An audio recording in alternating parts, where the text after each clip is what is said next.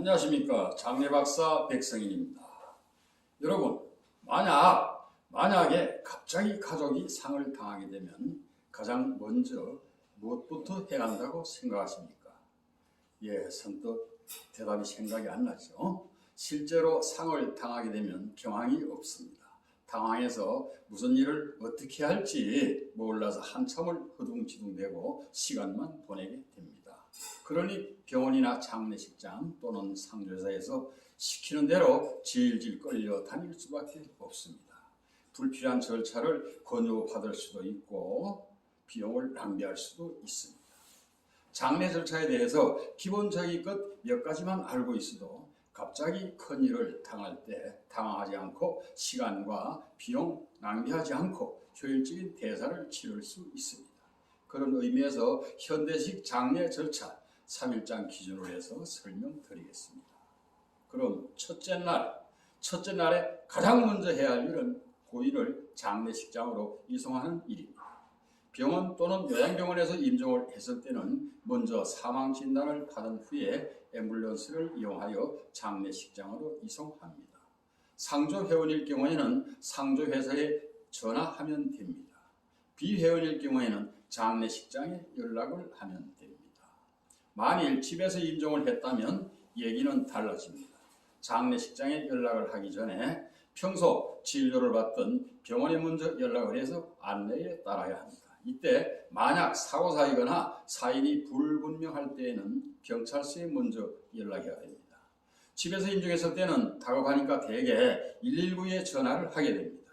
이것은 전혀 도움이 되지 않습니다.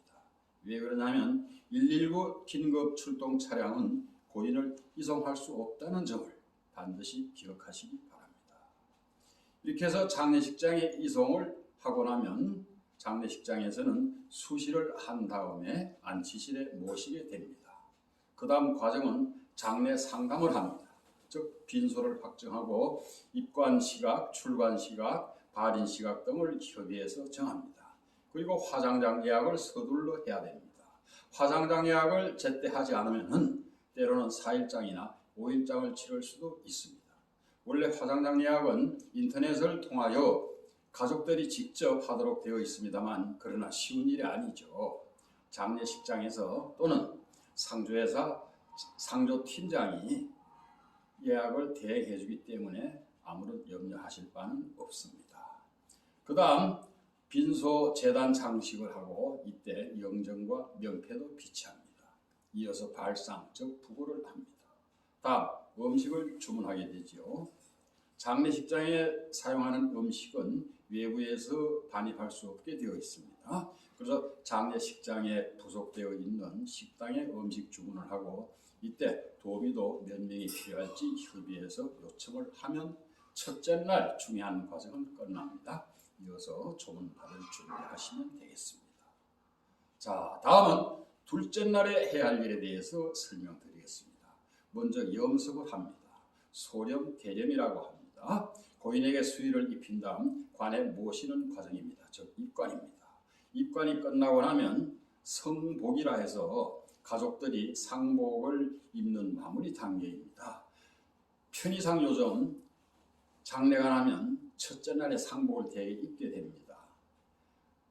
서둘러 먼저 오시는 손님들이 있기 때문에 그렇게 되죠. 그래서 이때에도 여자분들이 꽂는 머리핀, 남자분들이 두리는 완장은 첫째 날 하지 않고 이튿날 입관이 끝나고 나면 하게 됩니다.